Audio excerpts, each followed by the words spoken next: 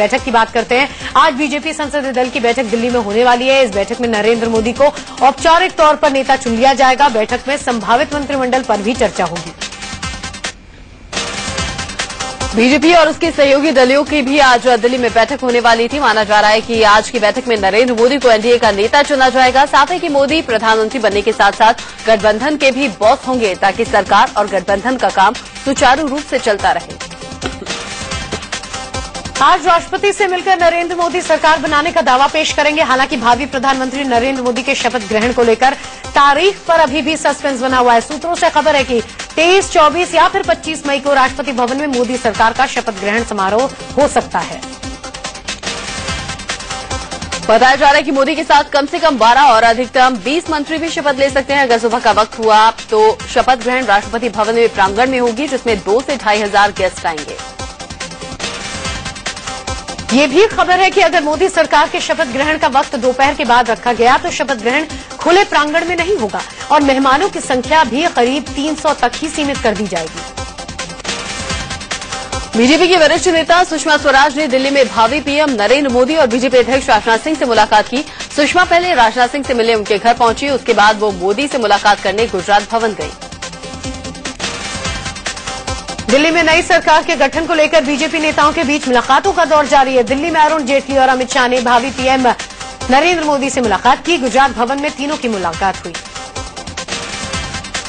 BJP के वरिष्ठ नेता अरुण जेटली ने भी राजनाथ सिंह से मुलाकात की। खबर है कि जेटली ने नई सरकार के सियासी समीकरणों को लेकर राजनाथ सिंह से बातचीत की।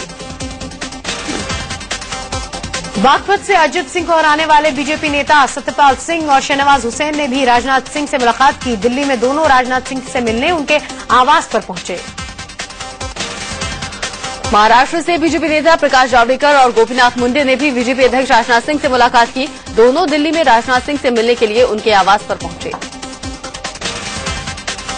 यूपी से भी बीजेपी नेता पार्टी अध्यक्ष राजनाथ सिंह से मिलने पहुंचे। डुमरियागंज से जीतकर आए जगदम्बिका पाल और गोरखपुर से जीतकर आए योगी आदित्यनाथ ने राजनाथ सिंह से उनके दिल्ली आवास पर पहुंचकर मुलाकात की। बीजेपी नेता कल्याण सिंह ने भी भावी पीएम नरेंद्र मोदी और पार्टी अध्यक्ष राजनाथ सिंह से मुलाकात की। कल्याण सिंह पहले राजनाथ सिंह से मिलने दिल्ली के उनके घर पहुंचे, उसके बाद गुजरात भवन जाकर मोदी से मुलाकात की। उधर झारखंड के पूर्व मुख्यमंत्री अर्जुन मुंडा ने भी तेजी से बदलते सियासी समीकरणों के बीच दिल्ली आकर राजनाथ सिंह से मुलाकात की। सूत्रों से खबर है कि मुंडा ने झारखंड के ताजा सियासी हालात पर राजनाथ सिंह से चर्चा की। प्रकाश जावड़ेकर, आरके सिंह, मनोज तिवारी, विनय कटियार समेत कई बीजेपी नेताओं ने दिल्ली में आरएसएस दफ्तर पहुंचकर संघ कार्यकर्ताओं से मुलाकात की। मनोज तिवारी ने कहा कि मैं संघ को समर्थन के लिए शुक्रिया कहने आया था। वाईएसआर कांग्रेस के प्रमुख जगन मोहन रेड्डी ने भी दिल्ली में भावी पीएम नरेंद्र मोदी से मुलाकात की। मोदी से मुलाकात के बाद जगन ने कहा कि मैंने बजट को लेकर हमारी समस्याओं के बारे में बताया। उन्होंने सकारात्मक जवाब दिया। बिहार में एनडीए के सहयोगी दल एलजेपी के प्रमुख रामविलास पासवान और उनके बेटे चिराग पासवान ने भी राजनाथ सिंह से मुलाकात की। रामविलास पासवान हाजीपुर और चिराग जमुई से लोकसभा चुनाव जीते हैं। नरेंद्र मोदी से मुलाकात करने के लिए उद्धव ठाकरे दिल्ली के लिए रवाना हो चुके हैं। वो दिल्ली में मोदी से करीब 11 बजे गुजरात भवन में बैठक करेंगे। ये मुलाकात एनडीए की बैठक से पहले होगी। गुजरात के मुख्यमंत्री पद को लेकर आनंदीबेन का नाम लगभग तय है, लेकिन बीच में गुजरात के वित्त मंत्री नितिन पटेल का नाम भी सीएम के दौर में सामने आया है। हालांकि नितिन पटेल ने साफ किया है कि जो पार्टी का फैसला होगा वही आखिरी होगा। गुजरात में नरेंद्र मोदी के उत्तराधिकारी के तौर पर आनंदीबेन पटेल का तो नाम तय माना जा रहा है, लेकिन नितिन पटेल का नाम सामने आने से नया पेच फंस गया है। अब 21 मई को तय होगा कि गुजरात की कमान आखिर संभालेगा कौन। गुजरात के मणिनगर में आज नरेंद्र मोदी रैली करेंगे। आज शाम करीब 7 बजे मोदी यहां रैली करेंगे। मोदी मणिनगर से विधानसभा के लिए चुनाव चुनकर आते रहे हैं। जीतन राम मांझी बिहार के नए मुख्यमंत्री होंगे। आज उन्हें मुख्यमंत्री पद की शपथ दिलाई जाएगी। मांझी मौजूदा सरकार में SC/ST कल्याण मंत्री हैं। पटना में नीतीश कुमार ने इस फैसले का औपचारिक ऐलान किया। जनता दल के विधायक दल के नए नेता मांझी जी के नेतृत्व में सरकार गठित करने का दावा आज हम लोगों ने पेश कर दिया है जनता दल की तरफ से। इससे पहले नीतीश कुमार जीतनराम मांझी के साथ राज्यपाल डीवाई पाटिल से मिलने राजभवन गए और सरकार बनाने का दावा पेश किया। महादलित समुदाय से ताल्लुक रखने वाले मांझी फिलहाल जहानाबाद जिले से मखदूमपुर से विधायक हैं। 2008 से विधायक और लगातार मंत्री रहे जीतनराम मांझी इस बार गया सुरक्षित सीट से लोकसभा चुनाव में भी लड़े थे, लेकिन चुनाव हार गए। वो तीसरे नंबर पर रहे थे। मांझी महादलित हैं और काफी अरसे बाद इस समुदाय से कोई शख्स बिहार के मुख्यमंत्री पद पर बैठेगा। शरद यादव ने कहा है कि नीतीश की जगह किसी और मुख्यमंत्री को बनाना कठिन फैसला तो है, लेकिन ये वाजिब फैसला है। ये कठिन फैसला है, लेकिन वाजिब फैसला है और ये देश को लक्ष्य करके किया है। नीतीश के इस महादलित कार्ड पर बीजेपी ने हमला बोला है। बीजेपी नेता सुशील कुमार मोदी ने कहा है कि नीतीश महादलित समुदाय का अपने फायदे के लिए इस्तेमाल कर रहे हैं। उनके नेतृत्व में चुनाव लड़ा जाएगा और 15 महीनों तक कोई महादलित उनकी खड़ाऊ लेकर राज सिंहासन की रक्षा करता रहेगा, ताकि चुनाव के बाद अगर उनको बहुमत मिलता तो बिहार के वो मुख्यमंत्री बन सके। यानी महादलित का इस्तेमाल केवल स्टॉप गैप अरेंजमेंट के लिए है, एक अल्प अवधि के लिए है, ताकि उनको फिर बनने का अवसर मिल सके। बीजेपी नेता गिरिराज सिंह ने कहा है कि नीतीश कुमार का असली चेहरा सामने आ गया है। उन्होंने कहा कि रिमोट कंट्रोल से सरकार चलाने का इंतजाम नीतीश ने किया है। लालू जी जेल जा रहे थे तो राबड़ी जी को बनाया और जेल से चलाते थे। उसी तरह नीतीश कुमार रिमोट से सरकार चलाएंगे, गुड़ खाएंगे, गुलगुल्ला से परहेज रखेंगे, चलाएंगे सरकार वो, लेकिन रिमोट से। तो इससे पहले बिहार में नीतीश कुमार के इस्तीफे पर जारी सस्पेंस खत्म हो गया। जेडीयू के विधायक दल की बैठक के बाद नीतीश कुमार ने साफ कर दिया कि वो अब मुख्यमंत्री नहीं बनेंगे। विधायक दल ने नया नेता चुनने की जिम्मेदारी नीतीश को सौंपी। विधायक दल की बैठक के बाद नीतीश कुमार ने कहा कि इस्तीफा देने का फैसला भावावेश में नहीं लिया गया, बल्कि ये नैतिकता का तकाजा है। ये मेरी नैतिक जिम्मेवारी है और हमने वो जिम्मेवारी कबूल की और मुझे कबूल करना भी चाहिए था। इसलिए यह फैसला कोई भावावेश में नहीं है। नीतीश ने यह भी कहा कि इस्तीफा देना कोई साधारण फैसला नहीं होता। उन्होंने कहा कि असाधारण समय में असाधारण फैसले लेने पड़ते हैं। जब नीतीश कुमार अड़ गए तो बाद में जेडीयू विधायक दल को उनका इस्तीफा मानना ही पड़ा। इससे पहले जेडीयू विधायकों ने नीतीश पर सीएम बने रहने का दबाव बनाया था, लेकिन एक दिन का वक्त लेने के बाद भी नीतीश इस्तीफे पर कायम रहे। नीतीश कुमार सत्ता में नहीं रहेंगे, लेकिन सत्ता पर उनकी पकड़ बरकरार रहेगी। जेडीयू के बिहार प्रदेश अध्यक्ष वशिष्ठ नारायण सिंह ने कहा कि नीतीश सरकार और पार्टी के बीच समन्वय का काम करते रहेंगे। नीतीश कुमार सरकार और पार्टी के बीच में समन्वय के रूप में कार्य करते रहेंगे और सरकार का मार्गदर्शन भी करते रहेंगे। जेडीयू ने ऐलान किया है कि बिहार में अगला विधानसभा चुनाव नीतीश कुमार की अगुवाई में ही लड़ा जाएगा और जनादेश मिलने पर नीतीश ही सीएम बनेंगे। जेडीयू ने यह भी साफ किया कि भले ही नीतीश सीएम नहीं रहेंगे, लेकिन पार्टी उनके ही नेतृत्व में काम करेगी। जेडीयू विधायकों का एक धड़ा ये नहीं चाहता था कि नीतीश कुमार सीएम बने रहे। रविंद्र राय ने कहा भी था कि अगर नैतिकता बरकरार रखनी है तो नीतीश को इस्तीफा वापस नहीं लेना चाहिए। उधर नीतीश कुमार के इस्तीफे वापसी की मांग के लिए कई जेडीयू नेता धरने अनशन पर उतर आए थे। चुनाव में जबरदस्त हार पर मंथन के लिए कांग्रेस वर्किंग कमेटी की बैठक हुई। बताया जा रहा है कि हार की जिम्मेदारी लेते हुए कांग्रेस अध्यक्ष सोनिया गांधी और उपाध्यक्ष राहुल गांधी ने इस्तीफे की पेशकश की। हार पर मंथन के लिए बुलाई गई इस बैठक में सीडब्ल्यूसी सदस्य ने सोनिया गांधी और राहुल के नेतृत्व पर ही भरोसा जताया। पहले अंदेशा जताया जा रहा है कि हार की सामूहिक जिम्मेदारी लेते हुए सीडब्ल्यूसी के सदस्य इस बैठक में सामूहिक इस्तीफे की पेशकश कर सकते हैं, लेकिन फिलहाल किसी सदस्य का इस्तीफा नहीं हुआ है। कांग्रेस कार्य समिति की बैठक से पहले सोनिया गांधी के राजनीतिक सचिव अहमद पटेल का बड़ा बयान सामने आया। पटेल ने कहा कि हार के लिए पार्टी और सरकार दोनों जिम्मेदार हैं। सूत्रों के मुताबिक कांग्रेस अध्यक्ष सोनिया गांधी लोकसभा में विपक्ष की नेता होंगी। ये पहला मौका होगा जब सोनिया नेता प्रतिपक्ष बनेंगी। इससे पहले कमलनाथ और AK एंटनी के नाम की चर्चा थी। योग गुरु बाबा रामदेव ने दिल्ली से लेकर हरिद्वार के पतंजलि योगपीठ तक रोड शो किया। उनके करीबी आचार्य बालकृष्ण ने कहा कि बाबा रामदेव का इंतजार लंबे समय से योगपीठ में हो रहा है।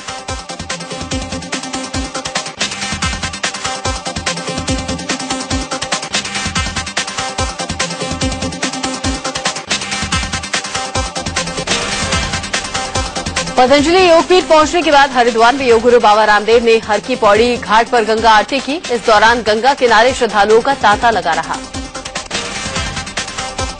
योग गुरु बाबा रामदेव का लोगों ने माला पहनाकर स्वागत किया। इससे पहले रामदेव ने दिल्ली से लेकर हरिद्वार तक रोड शो किया। इससे पहले बाबा रामदेव का उत्तराखंड के नारसन में जोरदार स्वागत हुआ। रामदेव ने बताया कि उन्होंने प्रतिज्ञा ली थी कि जब तक मोदी पीएम नहीं बन जाते वो पतंजलि योगपीठ नहीं लौटेंगे। रोड शो की शुरुआत करने से पहले बाबा रामदेव राजघाट पहुंचे, जहां उन्होंने महात्मा गांधी की समाधि पर फूल चढ़ाकर उनका ध्यान किया। राजघाट के बाद बाबा रामदेव शहीद भगत सिंह पार्क पहुंचे, जहां उन्होंने शहीद भगत सिंह की मूर्ति पर श्रद्धा सुमन चढ़ाए।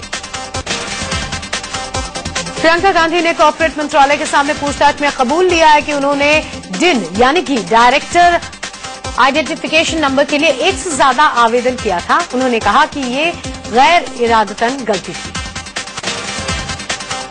प्रियंका के एक से ज्यादा आवेदन की शिकायत बीजेपी नेता सुब्रमण्यम स्वामी ने की थी।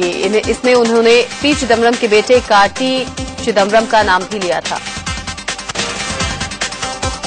खबर है कि पश्चिम बंगाल के मुख्यमंत्री ममता बनर्जी ने सदन में विपक्ष की भूमिका निभाने के लिए जयललिता से सहयोग मांगा।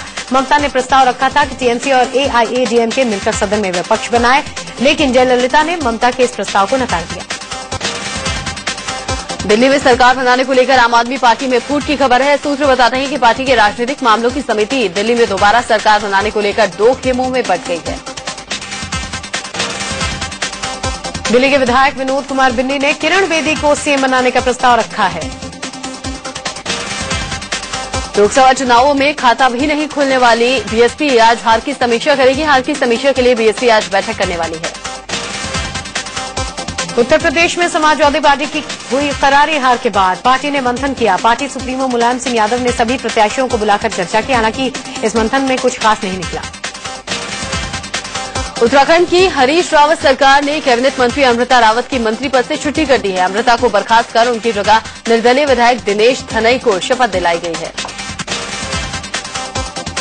अपनी बर्खास्ती से तिलमिलाई अमृता रावत ने मुख्यमंत्री हरीश रावत पर तीखा हमला बोला है। पश्चिम बंगाल में विधायक शिखा मित्रा ने टीएमसी पार्टी छोड़ दी है। पार्टी छोड़ने के बाद वो कांग्रेस में शामिल हो गई हैं।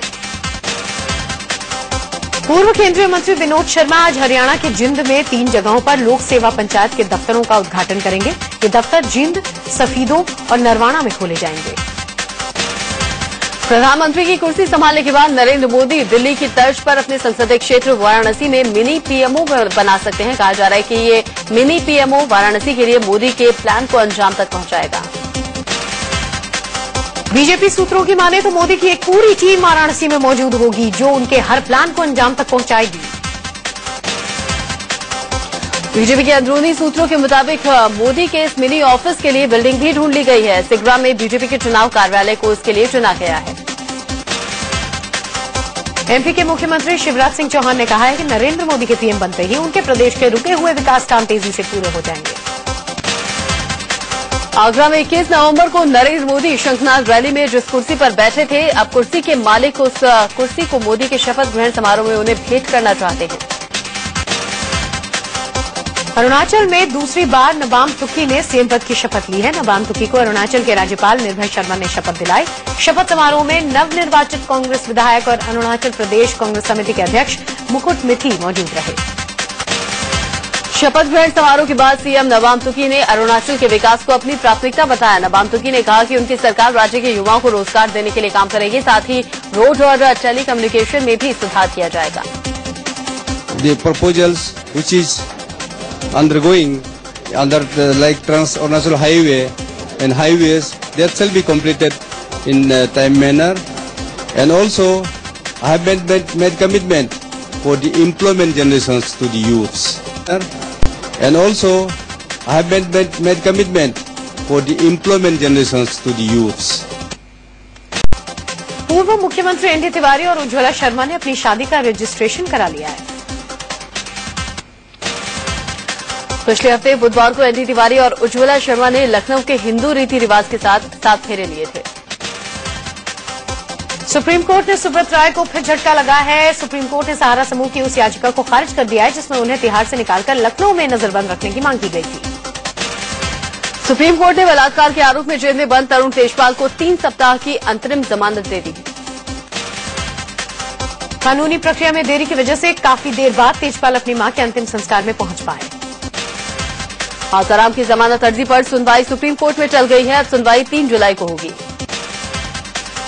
वहीं आसाराम ने जोधपुर कोर्ट से बाहर आने के बाद कहा कि 8 साल पहले उन्होंने मोदी के पीएम बनने का दावा किया था, भगवान ने उनकी सुनी। हिट एंड रन केस में बॉलीवुड अभिनेता सलमान खान की मुश्किल बढ़ गई है। इस केस से जुड़े चौथे गवाह ने भी कोर्ट में सलमान खान के खिलाफ गवाह दी। सलमान की पहचान करने वाले चौथे गवाह पेशे से बारटेंडर हैं। इस गवाह ने कोर्ट में बताया कि हादसे के ठीक पहले सलमान अपने दोस्तों के साथ उस रेस्टोरेंट में पहुंचे थे जहां वो काम करता था। आरुषि मर्डर केस में जेल की सजा काट रहे डॉक्टर राजेश तलवार और उनकी पत्नी नुपुर तलवार को राहत नहीं मिली है। कारोबारी हफ्ते के पहले दिन शेयर बाजार में नई सरकार के आने से जोश दिखता रहा। दिन भर की तेजी के बाद सेंसेक्स 241 अंकों की बढ़त के साथ 24,363 और निफ्टी 60 अंकों के साथ चढ़कर 7,263 पर बंद हुए। डॉलर के मुकाबले रुपए ने मजबूती हासिल की। 11 महीने के उच्चतम स्तर पर 58 रुपए 47 पैसे के छूने के बाद रुपया 58 रुपए 59 पर बंद हुआ। अगर आपने आईसीआईसीआई बैंक से होम लोन लिया है तो आपके लिए अच्छी खबर है। बैंक ने होम लोन 10 बेसिस पॉइंट सस्ता कर दिया है। सीबीएसई के रिजल्ट का इंतजार आज खत्म होने वाला है। दिल्ली के कई रीजन में आज सीबीएसई बोर्ड के 10वीं क्लास का रिजल्ट जारी किया जाएगा। मुंबई में 4 लोगों ने मिलकर एक शख्स की चाकुओं से गोदकर हत्या कर दी। दिल्ली से सटे गाजियाबाद के सिहानी गेट इलाके में एक शख्स ने अपनी पत्नी की चाकुओं से गोदकर हत्या कर दी। आरोपी दिल्ली नगर निगम में नौकरी करता है। अक्सर ये शराब पीकर घर आता था, जिसकी वजह से घर में कलह होता था। छत्तीसगढ़ के गरियाबंद में एक शख्स ने अपनी बीवी की डंडों से पीटकर हत्या कर दी। महिला की मौत के बाद सोनाराम ने अपने भाइयों के साथ मिलकर उसे दफना दिया, लेकिन मामले की भनक पुलिस को लगी और उसने धर दबोचा। बिहार के नालंदा में एक मुखिया की गोली मारकर हत्या कर दी गई। नूरसराय इलाके में बाइक सवार बदमाशों ने हत्या को उस वक्त अंजाम दिया जब मुखिया प्रदीप चौधरी घर के बाहर बैठे थे। आगरा के कमला नगर इलाके में देर रात समाजवादी पार्टी के एक नेता मनोज अग्रवाल ने खुद को गोली मार ली। वाकये के बाद घर वालों ने पुलिस में केस दर्ज किया। जयपुर के बनी पार्क में एक फ्लाइट लेफ्टिनेंट को अपनी पत्नी के साथ दहेज के लिए मारपीट करने के जुर्म में गिरफ्तार किया गया है। भोपाल में कॉमर्स और इंडस्ट्रीज विभाग के ज्वाइंट डायरेक्टर के घर पर लोकायुक्त का छापा पड़ा। मशहूर होने के लिए दिल्ली के एक युवक ने ऐसी तरकीब अपनाई कि रातों रात सोशल साइट्स पर छा गया। इस युवक ने एक हिडन कैमरा के सामने अपने पापा से एक छोटा सा मजाक किया, जिसके बदले उसकी जमकर पिटाई हुई और ये वीडियो सोशल साइट्स पर आते ही छा गया। दरअसल इस युवक ने हिडन कैमरा के सामने अपने पापा को बताया कि उसकी गर्लफ्रेंड प्रेग्नेंट हो गई है। फिर रहे युवक ने अपने पापा से माफी मांगने की भी कोशिश की, लेकिन सब बेकार गया। आईपीएल 7 में सोमवार को मुंबई इंडियंस ने राजस्थान रॉयल्स को 25 रनों से हरा दिया। आईपीएल के दूसरे मैच में किंग्स 11 पंजाब ने दिल्ली रेड डेविल्स को 4 विकेट से हराकर नंबर 1 की पोजीशन बरकरार रखी है। आईपीएल 7 में आज भी 2 मुकाबले खेले जाएंगे। पहला मुकाबला हैदराबाद और बेंगलुरु के बीच होगा, जबकि दूसरा होगा कोलकाता और चेन्नई के बीच। रूस के राष्ट्रपति व्लादिमीर पुतिन ने यूक्रेन सीमा पर तैनात सैनिकों को वापस स्वदेश लौटने के आदेश दिए हैं। लीबिया में कुछ हथियारबंद लोगों ने संसद में गोलीबारी कर कई लोगों को बंधक बना लिया है। फ्रांस के राष्ट्रपति ओलांद नाइजीरिया के आतंकी संगठन बोको हराम पर कार्रवाई के लिए बैठक बुलाई गई। बैठक में नाइजीरिया के राष्ट्रपति गुडलक जोनाथन समेत बेनिन, नाइजर और चाड के राष्ट्रपति शामिल थे। अमेरिका ने चीन के 5 सैन्य अधिकारियों पर साइबर हैकिंग का आरोप लगाया है। मशहूर गायिका आशा भोसले ने मराठी फिल्म मिसमैच के गाने को रिकॉर्ड करवाया। अभिनेत्री ऐश्वर्या राय बच्चन फिल्म इंडस्ट्री में कमबैक करने जा रही हैं। खबर है कि ऐश्वर्या जाने माने फिल्मकार संजय गुप्ता की फिल्म जज्बा में काम करेंगी। और 67वें कांस फिल्म फेस्टिवल में आज ऐश्वर्या राय बच्चन रेड कार्पेट पर उतरेंगी।